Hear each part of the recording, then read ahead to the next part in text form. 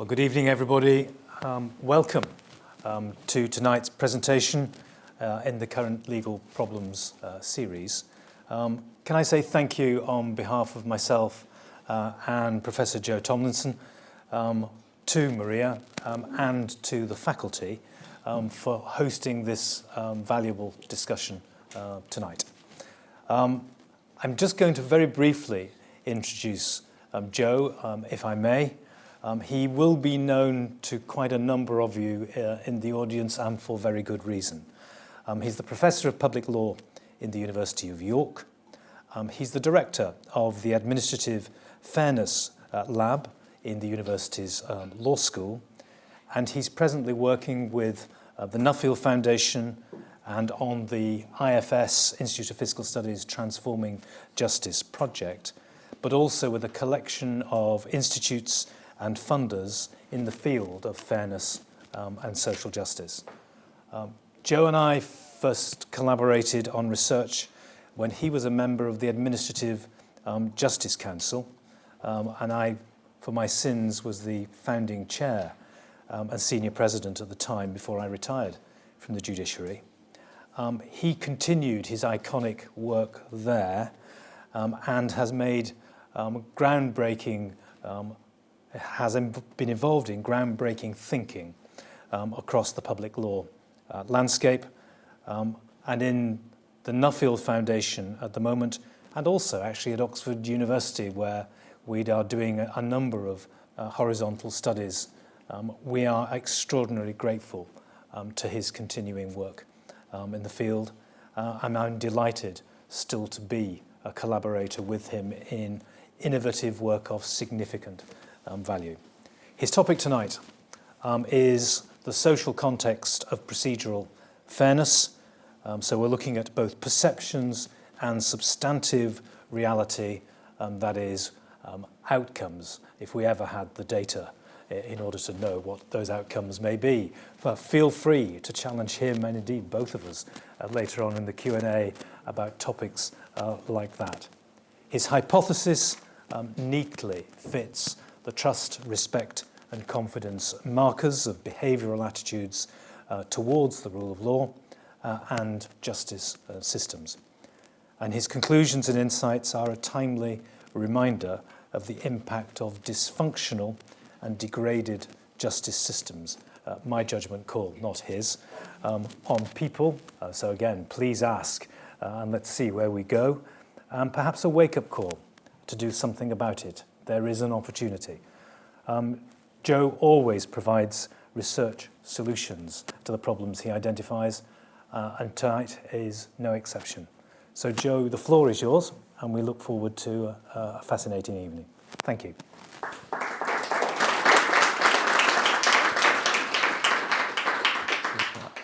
Thank you very much, Sir Ernest, and thank you also to the Current Legal Problems team, Maria and Christina in particular, for organising this evening.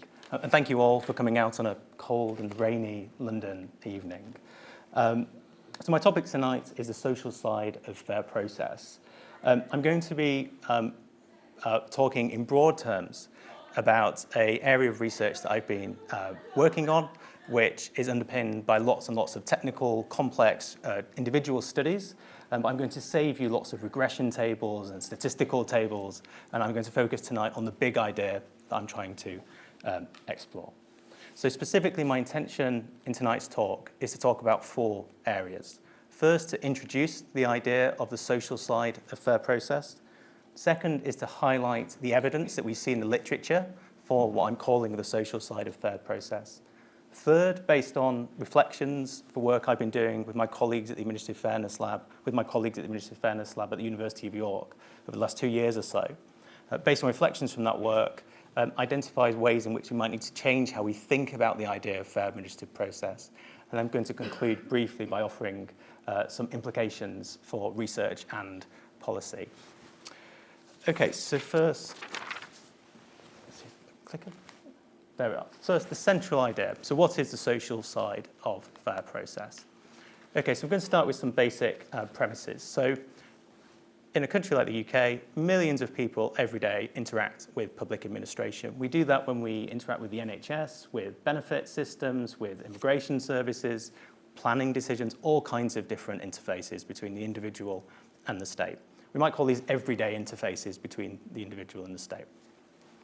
And in very broad terms, administrative law has often drawn this distinction. It's a blurry distinction in some respects between the outcome of those processes, decisions we often refer to them as, and the processes that lead up to them, how people interact, the manner in which decisions are taken, and the manner in which people are treated.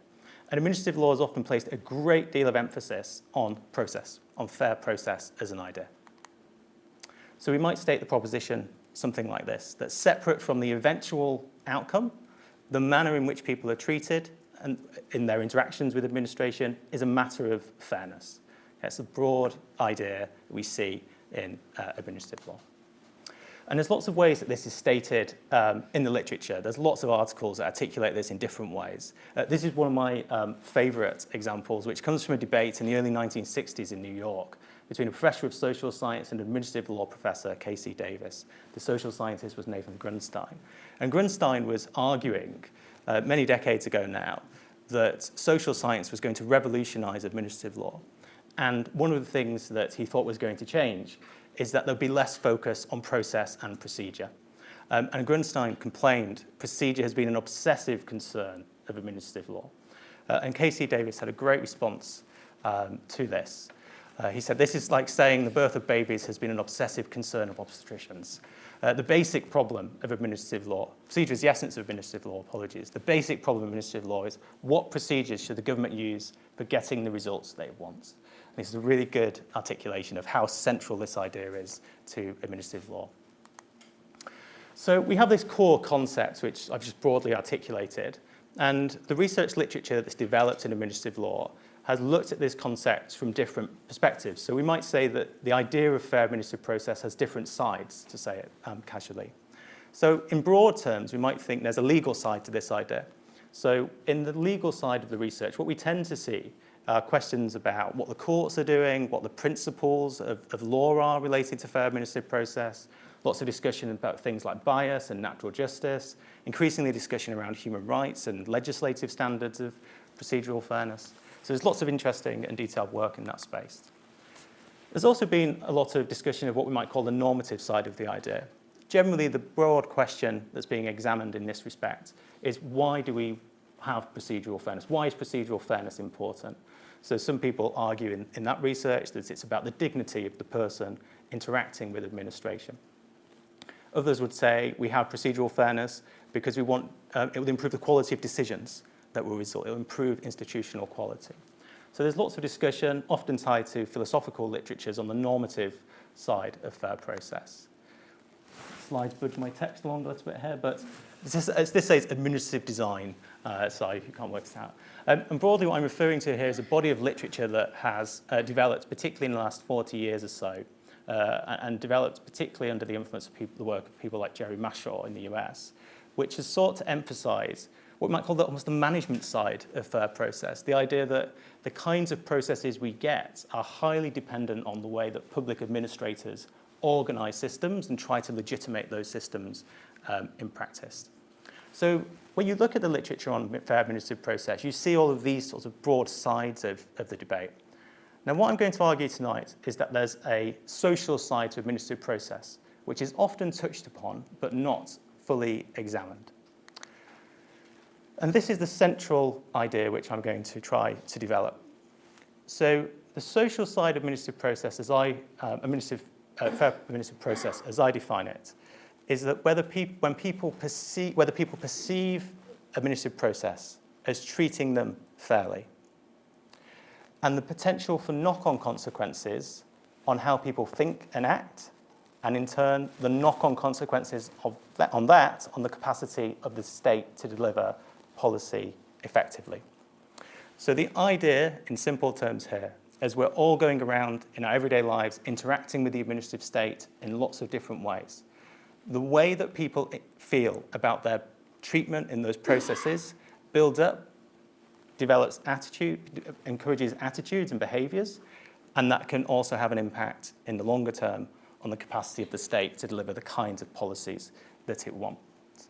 So we're talking here about the realm of subjective perception, because what really matters in this argument is what people expect in terms of fairness and whether they receive it.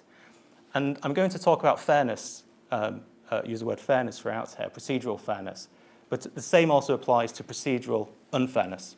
So when people feel they're treated poorly by administrative processes, what kinds of effects does that have on their attitudes and behaviours, and how does that affect the state's ability to deliver policy? So this is the logic I'm trying to explore. And the 2 points I'm going to make about that logic tonight are essentially these. So first is that this social side of fair process is almost certainly, based on the evidence that we have and the research that we have, highly consequential, but far from understood in empirical terms. So we have some knowledge about this, but not very much knowledge about how this side of fair process works. And the second point I'm going to stress is that if we want to advance understanding of this social side of fair process, then we might need to rethink how we study fair administrative process to advance understanding. Okay, so I'm going to start here by looking at the existing evidence. So part of the work underpinning the paper, which is now online, I should have mentioned at the start, is a review of existing evidence that looks at where this logic has been studied. And so I'm going to not cover all of the evidence that exists, but some of the main bodies of literature that have developed around this idea.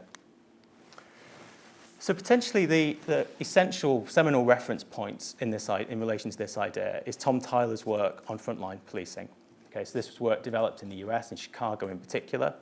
And what Tyler did was look at how people perceive their interaction with frontline police officers, and looked at how they thought about procedural justice, as he calls it, or procedural fairness in that context.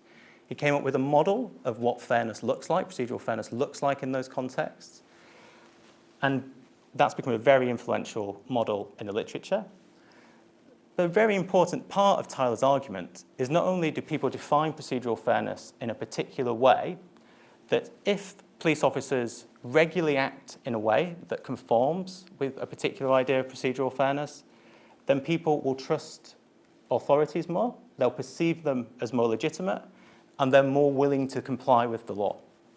Okay, so the effect that Tyler has shown in lots of his research is that when the frontline police officers consistently act in a procedurally fair way, people's willingness to comply with the law increases. So if you think about this in sort of social side terms, the claim here is really that we could move from a model which is entirely sanctions-based and based on the idea, for instance, of having lots of police wandering around checking if you're complying with the law, to a model that is potentially more effective for the police, increases community safety, and potentially lowers the cost of policing. That's the premise of this idea. And this research has been replicated in lots and lots of ways across lots of different areas.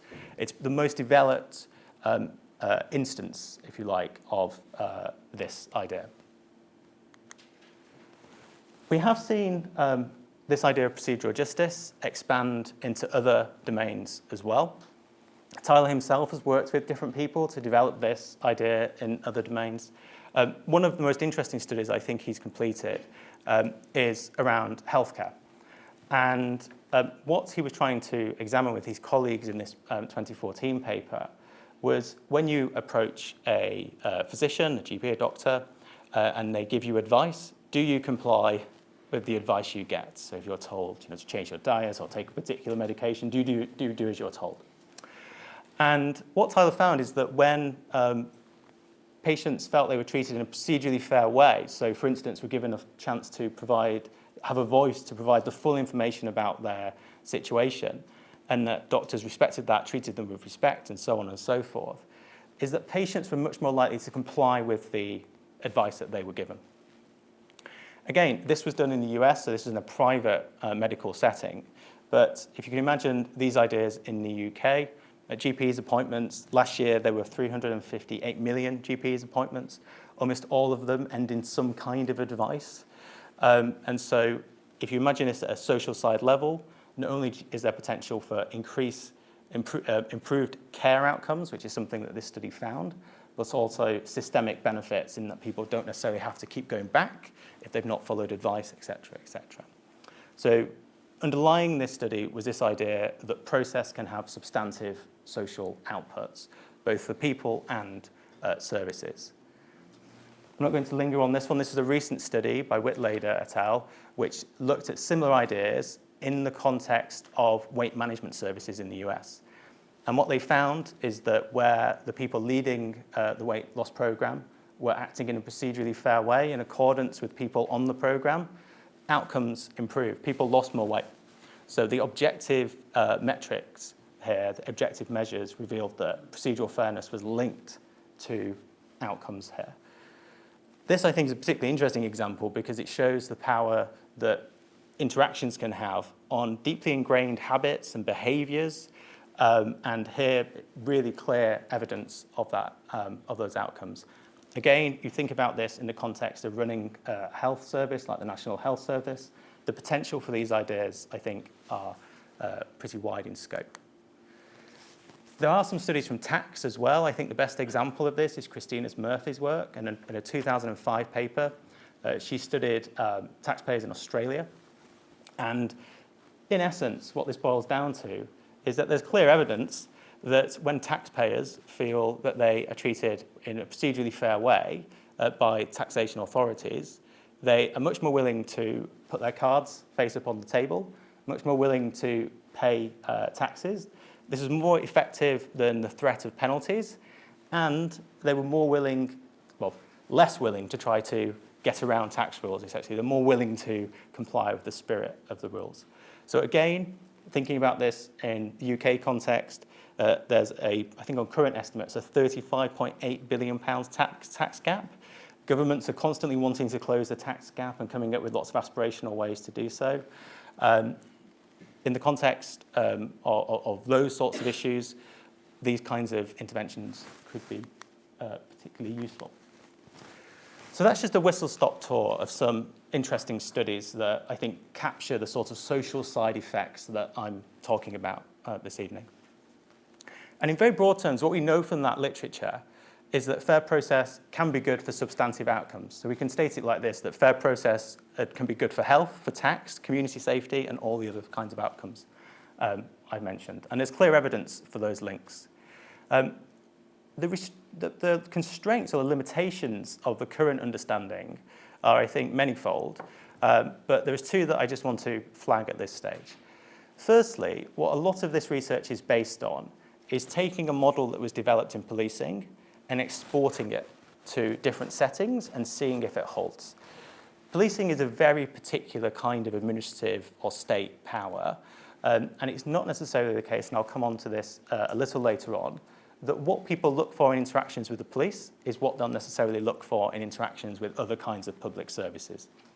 So this exporting of Tyler's model, while it's useful, might not necessarily be getting us the deeper understanding that we need.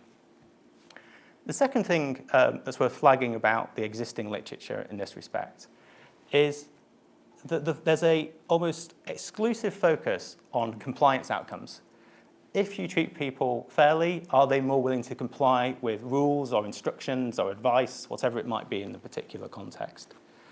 That's understandable. Often what governments want people to do is comply, but governments also often want people to want to achieve a variety of outcomes in terms of attitudes and behaviours. So we can imagine that somebody who's subjected, for instance, to several repeat episodes of negative procedural fairness treatment might end up changing their whole view on government, might change their behaviours in relation to a whole range of other things. So there's very narrow view in lots of this literature on compliance outcomes and linked views on legitimacy and trust, but compliance outcomes. And we might need to think beyond that. Okay, so what we've been doing in the Administrative Fairness Lab in the last 2 years or so is basically trying to talk to people. We've been trying to talk to people about their experiences of process in a whole range of administrative settings. So I should say there's a wonderful team of people I work with at the lab. They're all cited in the paper. We've been doing lots of this work in a collaborative way across disciplines. So we have psychologists, political scientists, public administration experts, and we still keep a few lawyers, obviously, as well. So very much an interdisciplinary team, doing lots of empirical work. So in the last 2 years or so in total, and I did count this for the purpose of this slide, we've spoken to 9,435 members of the public via interviews, surveys, focus groups, to try and get a much deeper understanding of how people perceive fairness in administrative process in the UK.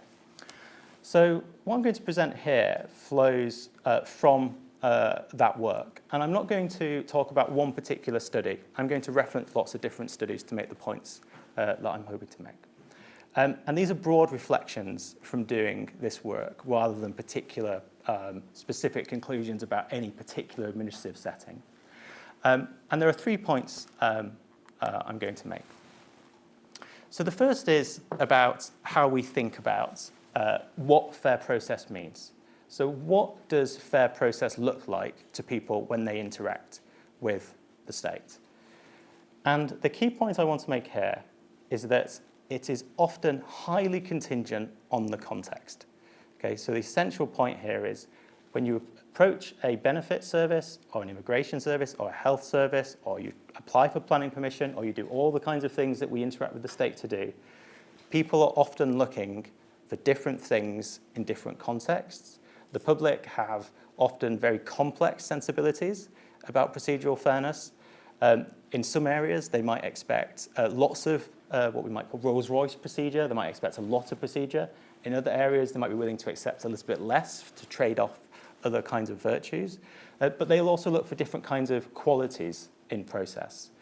So that's the core point. And it goes to this essential sort of first stage of my argument, which is about perception of fair treatment.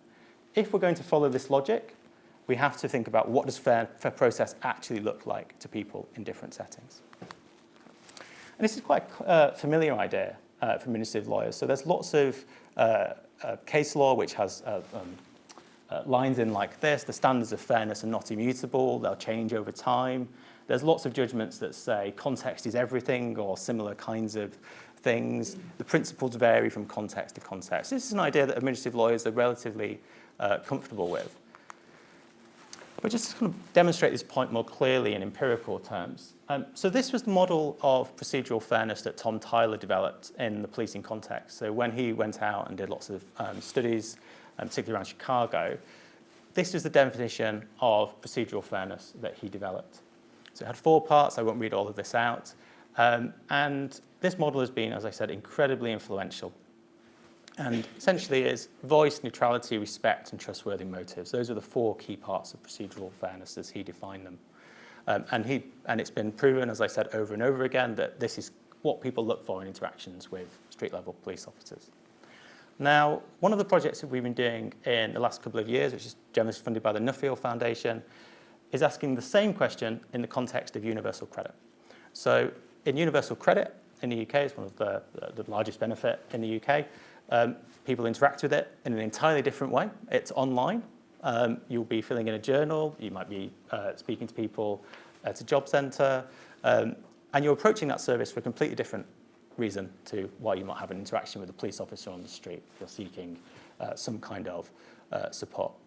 It's also worth stressing here that and this is the case in lots of public services as well, if you're on universal credit, you have this ongoing relationship with the state. They sort of summon you back to comply with various things. You work with them over time.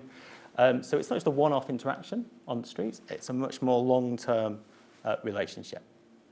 So this was Tyler's model. And what we've done in the lab is we've essentially gone out, spoken to lots of people, spoke to universal credit claimants, spoke to DWP officials, spoke to welfare rights advisors. And we developed a survey, a nationally representative survey of UC claimants based on that work. And what we found was a slightly different model. So this is the model we developed in the context of universal credit. So some of this does reflect the points that Tyler captured. So voice is quite a strong feature of this, being able to put your kind of side of your story, your case, whatever it might be, across. But also, features such as usability became really important in the context of a digital public service. So whether it's just clear to people how to make a claim and update their information was really critical to the perception of fairness. So usability was a key distinguishing feature.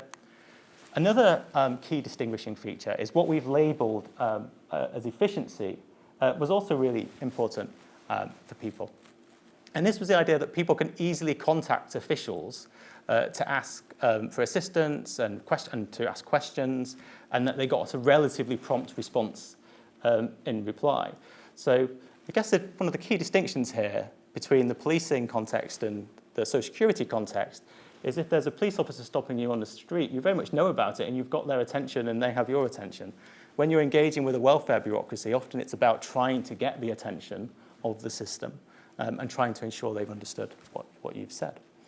So the key point here is that it's just one example. We have lots of other studies developing in different areas, including in social care, for instance. And we find again, in other contexts, that this model varies. It looks slightly different. So we might expect to see, in broad terms, in terms of what procedural fairness means, there are commonalities and also differences between different kinds of administrative system. And so in some areas, certain qualities might be particularly relevant, and in other areas, they might be less relevant. So for instance, if you're looking particularly for a demonstration of expertise in a process, and that's really important to your sense of procedural fairness, that the person you're engaging with is demonstrating professional expertise, that might be almost completely irrelevant in another context. Also, there's this broader point that we're exploring, that background factors might be relevant. So your background context, your experiences, and so on and so forth might shape what you expect when you approach a service. So the key point or the key reflection from looking at this question that we've developed, from the research we've developed in the last few years, is that if we want to examine this social side logic, we need to think in a much more nuanced way about what fair process means to people in the context of different parts of administration. Okay, so the second of my 3 points in terms of reflections from the work we've done is the importance of thinking about how perceptions of administrative process are actually formed in reality. Okay? So again, this goes to the first stage of this logic. This is generally what administrative lawyers think about in terms of the relationship when they talk about the relationship between an administrative process and a person. You tend to think of the person formally going through a process, so the subject of that process, the person applying for benefits, the person applying for planning permission, and so on and so forth, and the official or officials or system making the decision. It's sort of a simple relationship like this. And what we're seeing in a lot of our data is that how people form perceptions of whether administrative processes are fair or not are actually often not formed like that. And what more often happens is that somebody will have a direct experience of a particular process, and then they'll pass that experience on. So that could be to friends, to family members, to society more generally, and that person will then develop a perception of administrative process and how that system works, whether it works fairly or not. So you end up with a more complex picture. This is really important to the kind of logic I'm exploring, because if you go down this subjective logic route, what you get to is a position that if the state is trying to secure increased perceptions of fairness, you have to think about how perceptions are actually forming on the ground. Okay?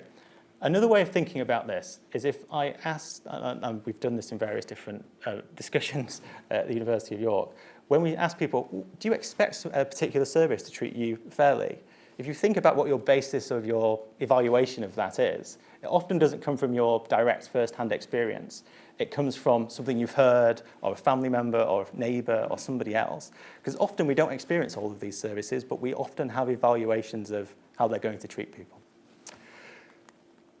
We also see this quite a lot in our data, which is people put things on Facebook groups, or they tell the media, and then somebody reads it, and then that shapes a perception. So there's this broader sort of ecosystem of sort of information sharing about fair process, which has a material effect on the way people perceive fairness in administrative process. I'm just going to take you through some of the kind of more concrete examples of this that have come up in our data. So one of the studies we did was with Homes for Ukraine sponsors, and I'm sure most people will be familiar with the Homes for Ukraine scheme. In very simple terms, it was a scheme whereby refugees from Ukraine could get a visa to come to the UK as long as they could find a host in the UK. And the host had to have a spare bedroom or some other accommodation that they could allow out for that person to live in for a certain period of time. And to state this in very reductionist terms, what this scheme did was take a relatively middle-class, wealthy group of people with spare bedrooms or free accommodation, bring a refugee into their household, and have them see the services that they've been accessing or not accessing for all of their lives through the eyes of a refugee who'd newly arrived in the UK. So we did around 40 interviews with Homes for Ukraine sponsors, and we got this tremendous data back where people were shocked that their expectations of services compared to what they had been through were so much worse than what they had found in many cases. This was a quote from one of the sponsors who had to do a lot of interacting with the Home Office. And I'm not going to read this out, but core of it is this person had gone through various processes. There's lots of data in this interview about how they'd found the processes difficult, how they found the processes to be unfair, and then how they'd ultimately changed their view that the Home Office was effective to not being well organised. This person could have also looked at the news occasionally, but they waited till they were hosting somebody. This is another example of this, another sponsor talking about their experiences with the Home Office in this context. Again, really interesting. These final lines of the quote here, I think are particularly interesting, because what the person is describing is that through experiencing vicariously the processes of the Home Office through their guest, they have lost authority in government to an extent, and particularly the Home Office. Okay, so these concrete effects, these social side effects, are visible when you look at the data. Another project we're doing is on social care needs assessments. So local authorities dealing with a huge burden in terms of social care. You have to have your needs assessed if you're applying for social care support. And this is just demonstrating how often people develop perceptions vicariously. We get lots of people saying things like this. So the council, I wasn't there for the assessment of my relative, but somebody else was, and therefore I know what happened. And then they would go on to explain in quite clear terms whether they thought that process was fair or not. So this is somebody saying, I wasn't there for that, but my partner was. They told me what happened, and I think this process is fair or unfair. So people get this kind of information in everyday life, and they form opinions on the basis of it.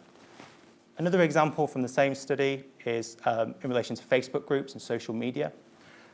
So again, somebody here saying, hearing lots through Facebook groups and things, and we hear a lot from different people. This person expressing shock that their experiences were so different, and describing it as a lottery of a process.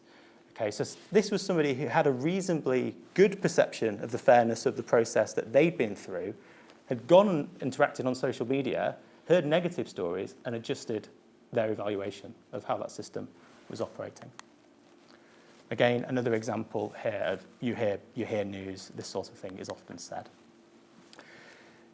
Even beyond this, another step beyond this, is not just hearing the stories of others, but often when you listen to people talking about their experience of the administrative process, they're imagining hypothetical others. And once we notice this in the data, people often say in everyday life, well, that worked fine for me, but if I was X, Y, and Z, that wouldn't be fair. And we had lots of this in the data. So go back to the Homes for Ukraine study. Somebody saying here, I deal with this kind of paperwork all the time, but if I wasn't, then that would be a problematic process in terms of its fairness. Again, another example, relatively straightforward for me, but I can see how it would be challenging for people who are less familiar. What's going on here is people are making evaluations of the fairness of process, not just by reference to other people's stories, but by the imagined experiences of other people, and that is shaping their evaluation of these processes. To complicate this even further, is that the reality of engaging with public services for lots of people, and we know this particularly in relation to people who are in a position of multiple disadvantage, is they're often engaging with several processes at a time. So I mentioned earlier, if you're engaged in universal credit, you're often interacting on a rolling basis, you've got conditions to meet and so on. So you might be going back to the same service, often having lots of different interactions. There might be lots of decisions being made throughout those interactions. But if you've got a health condition, you're probably interacting with lots of health services, actually different health services. You might be going between different places. You might be seeking housing support at the same time. So you're interacting often with lots of different services, often at different layers of government. So the reality is more like this. Over time, people are interacting often with several services at once, and that is particularly true of people in a position of disadvantage. We've got lots of data on this, but I think this is the most stark thing that we've uncovered so far. Is a couple of years ago, we did a survey with a representative group of the UK public. We did this work with YouGov. And we were asking people about their last interaction with administration. So this covered a range of different areas. We also asked them, as part of the same survey, how confident would you be if you had to approach different kinds of services? The underpinning analysis of this is sort of linked in the paper, but the upshot is that when people have bad experiences, that scars them. It seems to scar them. They seem to be less confident going to other services. So if you've gone through a process that you think has been unfair, that's the question we were asking. Your recent experience was unfair. How confident would you be looking forward? And as this slide states, people who thought their most recent interaction was fair were 3.6 times more likely to have confidence that their next process would be fair. So lots of questions arising out of this about uptake of services and a whole range of other things. Again, just thinking about that social side logic that I set out on one of the initial slides, this is potentially having huge implications if you think about this at the scale that public services operate. To put this in more human terms, this was from an interview with a welfare rights advisor, and this is a study that's being done on disability benefits, and we're doing a comparative study of adult disability payments in Scotland and in England. And one of my colleagues, Simon Harday, is leading this study, and I'm part of it. And he very kindly allowed me to share this, which is from an interview with a welfare rights advisor. And as part of this, they describe the knock-on, what they describe as the knock-on effects of people that they seek to support. So they say when people come to them and ask for support in respect of a disability benefits application, if somebody's been sort of knocked around by different processes and they've had what they perceive to be unfair experiences, the advisor's describing this, what we call scarring effect. It's affected how they interact with the system, how people engage with the system, and so on. So coming to my third and final point about, final reflection from the work that we've been doing. I mentioned earlier that a lot of the existing evidence and research focuses on compliance outcomes. I think one of the things we need to think about in relation to fair administrative process is the full range of outcomes that fair and unfair processes can lead to. This is often referenced in a lot of administrative law research when, at the start of articles, people say unfair processes can lead to lots of bad results, but it's not really unpacked beyond that. So I think that's something that we really need to think about. And this goes to the second stage of the argument, but also this third stage about the capacity of the state to deliver. So I said we need to understand the full range of outcomes. We need to understand the positive and negative dimensions of this. So what does fair process help us improve? What does unfair process have in terms of negative effects and also in terms of state capacity? So just jumping back to the universal credit study. One of the things that we did in our survey around universal credit, we asked people about what they perceive to be a fair process. We asked them lots and lots of questions about different process qualities, and we came up with a model for what fairness is, and the procedural fairness is in that context. We then looked at that model in the data. We looked at what kinds of attitudes and behaviours were people reporting in relation to it. So if people were treated in a way that they thought was procedurally fair, what kind of attitudes and behaviours were being reported, and vice versa. So what kind of attitudes or behaviours be reported in relation to people who perceive they had an unfair process in relation to the model. This, I should stress, is not causal data, so we're just looking at associations between attitudes and perception of fair process as we define it. But what we found is that there were lots of different kinds of outcomes in terms of attitude and reported behaviours stemming from fair process in universal credit. And it's important to remember here that universal credit is a welfare scheme, but it's more than that. And controversially for some, it's also a behavioural change programme. It's trying to encourage people to think differently about work, to apply for certain kinds of jobs. It has diverse policy aims. And one of the big debates around universal credit is how much the system is designed to be punitive, to be sanction-based, to try to encourage those behaviours.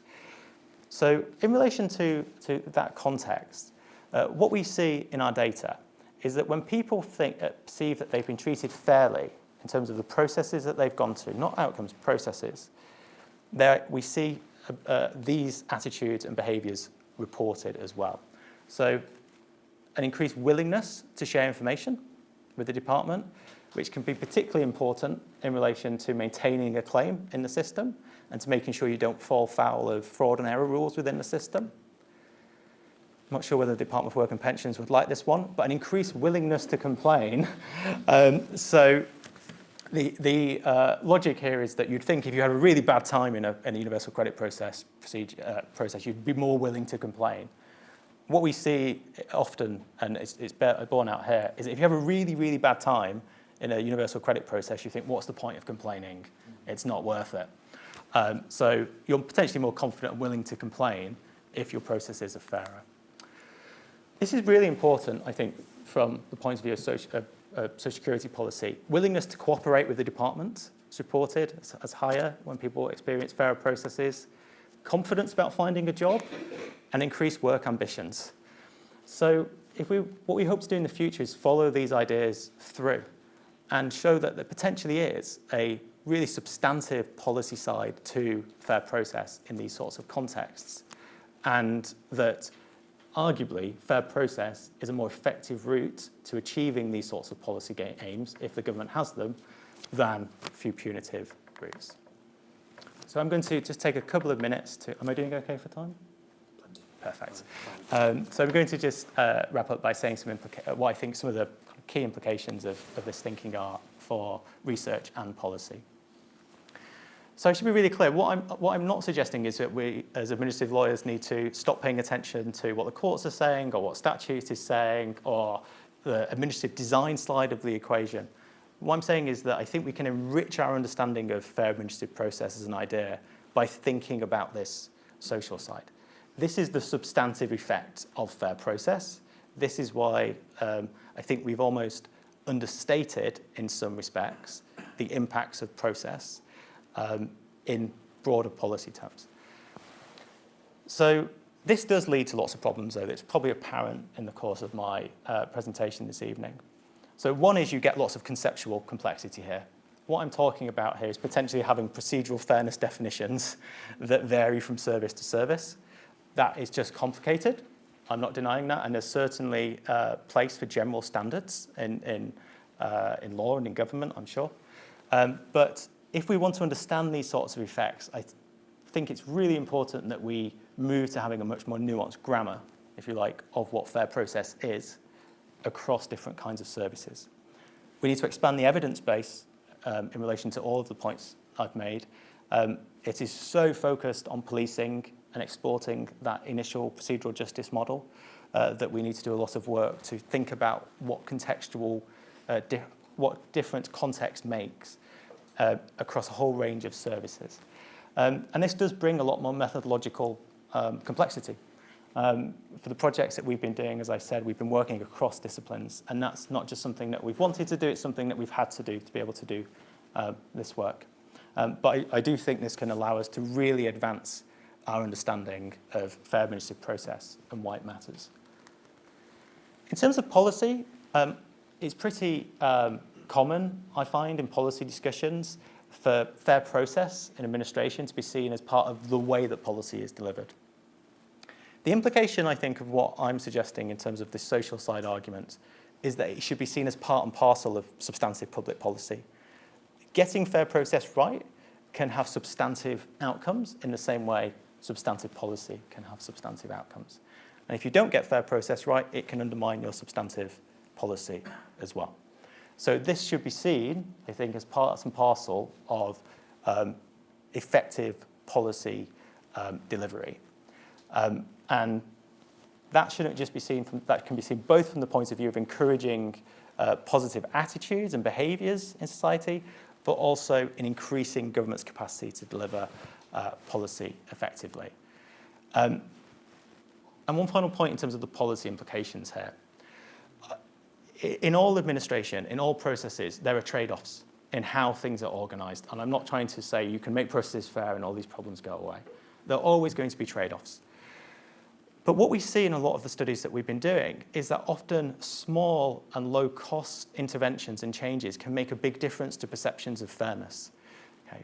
Often when I have conversations with policymakers, they ask for low-cost ideas. So this is my pitch to them. And I'll give you one example of this. In a recent study that's just about to appear in the Journal of Law and Society that I undertook with my colleagues Ashley Ryan and Jed Mears, we did a survey experiment that was based on a local welfare assistance application form. And one group got the standard form, and the other group got the standard form plus a box that said, would you like to explain anything else about your circumstances that you've not been allowed to tell us so far? We were trying to give them more voice, that second cohort, more voice in the process. The perceptions of fairness in that second group shot up significantly higher from a small additional box. Okay? I'm not saying that's an administratively easy thing to manage on the back end of a form like that, but small changes can have a big impact. Some changes, some bigger changes, do require resources and so on and so forth.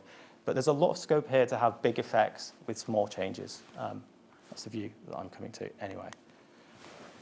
I'm just going to leave you with this final thought.